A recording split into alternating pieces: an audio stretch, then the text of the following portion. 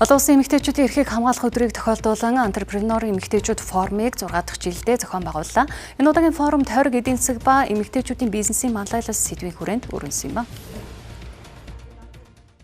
Энэ удаагийн форумын зорилго нь Монгол улсын ногоон шилжилтийг хурдсгах үйл явцад эмэгтэй бизнес эрхлэгчдийн оролцоог нэмэгдүүлэх, төрийн бодлого, технологи, инновац, тойрог болон ногоон бизнесийн сайн туршлага шийдлүүдийг хуваалцах замаар бизнесийн өсөлт хөгжлийг дэмжиж эхэлсэн.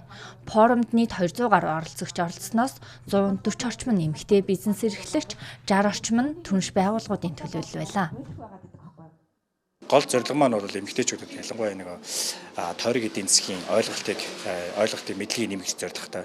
Нөгөө талдаа энэ эдгээр бизнес эрхлэгчид маань бол өөрийнхөө бизнестэй байгаль орчинд ээлтэй практикийг нэвтрүүлэх, нөгөө талдаа цаашлаад одоо байгаль орчинд ээлтэй үйл ажиллагаа явуулахад нь дэмжлэг үзүүлэх зорилготой ийм арга хэмжээ болж байгаа юм. Монгол дахь энтерпренер бизнес эрхлэгч эмэгтэйчүүд хөдөлмөрч, ур чадвартай, инновацлог байгаа нь харагдаж байна. Мөн ур чадвар байгаа эдэж түүнийг хөгжүүлэн дэмжих бүтэц хэрэгтэй байна. Ялангуяа санхүүжилтийн хүртээмжийн асуудал чухал санагдаж байна. Өнгөрсөн жил 25 онд бид нар одоо Монголд анхны бонзын үнэлгээг хэлгсэн 25 компани одоо нэг нь болоод тэгээд ESG стандарт нэвтрүүлсэн ийм компани байгаа. Гэрийн галт гонч тэр бизнесийн нөхцөлч тэр эмэгтэйчүүд бол ихэнх одоо яг нөгөө байгаль дэлтэйч гэдэг юм уу яг бонзын шийдвэрүүдийг бол дандаа гаргаж явдаг. Хүүхдээ эрүүл хоол идэхийг бол ээжүүд шийддэг. Хог хаягдлыг одоо ангилж ялахыг бол бас л ээжүүд санаачилдаг ч гэдэг юм уу.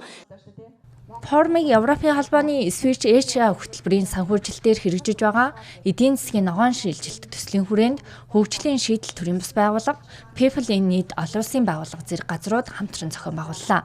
Эдийн засгийн ногоон шилжилт төсөл нь 2022-оос 2026 оны хооронд Улаанбаатар, Эрдэнэ, Сэлэнг зэрэг байршилд хүнс, ус, унтааны салбарын бичил, жижиг дунд үйлдвэрүүд болон жижиглэн худалдаа эрхлэгчдэд тойрог эдийн засгийн практик нэвтрүүлэхэд дэмжлэг үзүүлэн ажиллаж байна.